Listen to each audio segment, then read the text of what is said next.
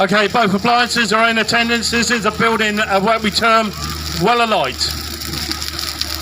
Now, the officer in charge in the olden days, before health and safety, will deploy his crews.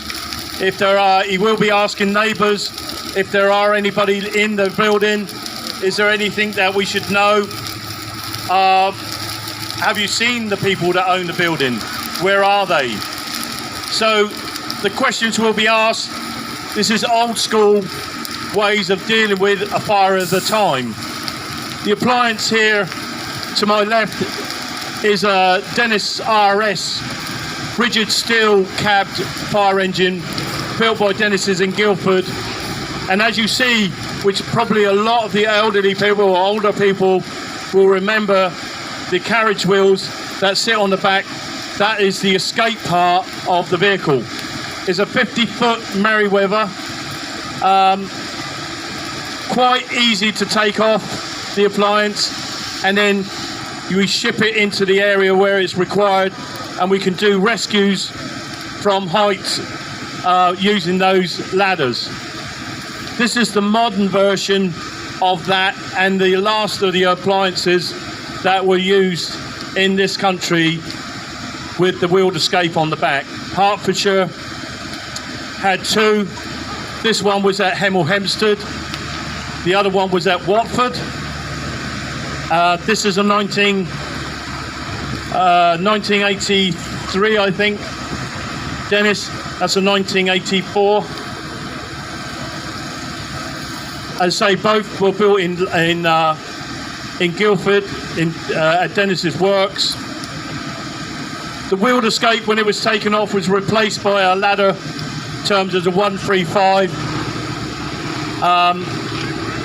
Not the most easiest of ladders to deploy when you need to in a hurry.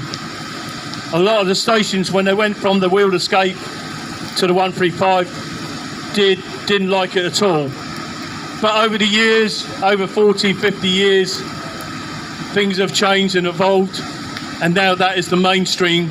And on the other appliances, you'll see the replacement ladder for these lovely 50-foot Merryweather steel escapes. They're quite light to use, 3/4 ton.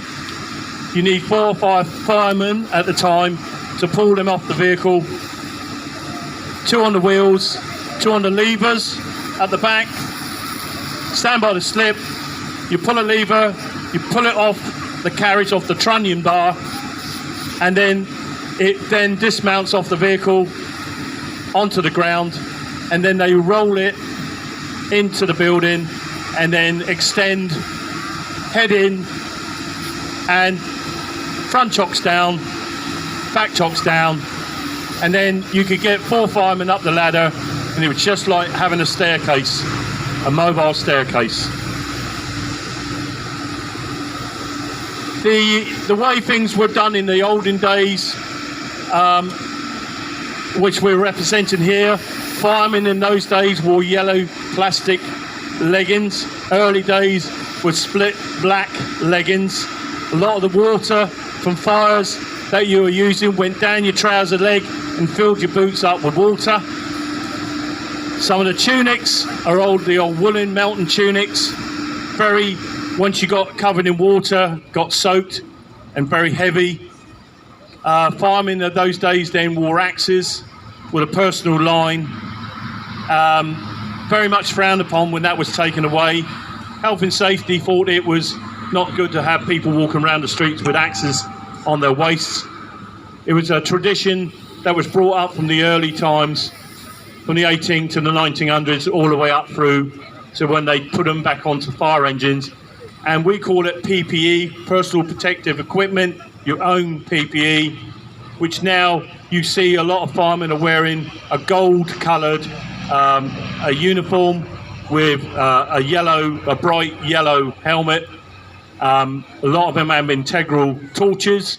In the old days, to have a torch, you would have to take it off the fire engine so that you could see what you were doing at night. Rank markings are still much the same. The gentleman in the white helmet with the black comb is the station officer in the old days. Now we termed as a watch manager. Anybody with a bar on his helmet, a yellow helmet, would be a rank mark in donation, so that would be a sub-officer. In these days, as a crew manager. Obviously, firemen with no rank donations are firefighters, which is still the general terminology. London Fire Brigade, in their great wisdom, went back on tradition and now have firemen, firefighters, as you were, firefighters, leading firefighters, sub-officers, station officers, and so on and so forth. But as you can see, what we're demonstrating here today is that the equipment, very much the same, but the modern appliances have come on leaps and bounds with the actual stowage. These appliances are not cut, they carry cutting gear that is very sort of archaic for that time. If you had an accident in your car, if you went back to the 50s, 60s, and even up to the 70s, you would have a thing called a 10-ton porta power if you needed to push metal out the way, and you would have something like a reciprocating saw and a Sengar saw, which is air operated, which came on. But if you went back into the 40s and the 50s, you'd be looking at a hacksaw and a cold chisel and a hammer. So if you had a car accident in those days, God forbid if you ever got out. But today we have cutting gear, the jaws of life, as it was called in the early days. We have one bit of a funny sort of situation that we have a company that do this cutting gear called Hertz. Now, the Brigade, if you were in an accident and you needed to be cut out of your car, you would hear the officer in charge go up to the one of the guys who were going to cut the car and say, "Get the Hertz." Of course, that will alarm the occupants of the car, thinking that their days were numbered and they weren't going to see their roof taken off their motor. But they got told not to say that anymore. So go and get the cutting gear. So what we do is dynamically assess the situation. We do glass management, and we cut the car in such a way that if you wanted, and it was a nice summer, you'd have a no roof on the top of your car, and they'd go and be happy days. Anyway, for your entertainment, the crew, the station officer is now going to bring the crew to attention. Thank you very much, ladies and gentlemen. Hope you enjoyed that. We have more going on through the day, and you will be seeing more of these guys and their other machines on display.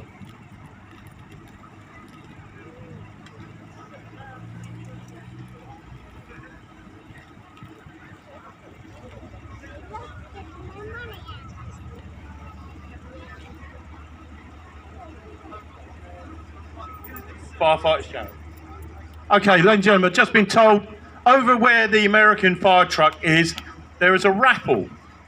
The raffle is for charity, for the firefighters charity, and the actual raffle is for a fireman's helmet.